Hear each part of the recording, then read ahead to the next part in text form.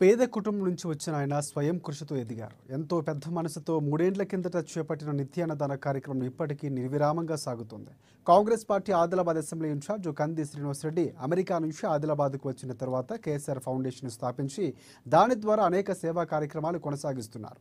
అందులో భాగంగానే 3 సంవత్సరాల కిందట ప్రారంభించిన నిత్యాన్నదాన కార్యక్రమం ఎలాంటి ఆటంకము లేకుండా సాగుతోంది. పట్టణంలోని క్యాంపు కార్యాలయం ప్రజాసేవా భవన్ వద్ద ప్రతిరోజు ఎంతో మంది ఆకలి తీరుస్తూ వారి ప్రశంసలు అందుకుంటున్నారు.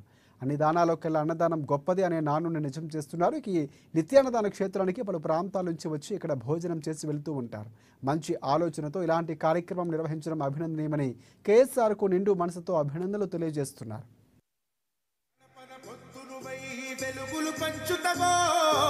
ఆకలి కడుపుకు మెతుకునువై ఆకలి తీర్చుతవో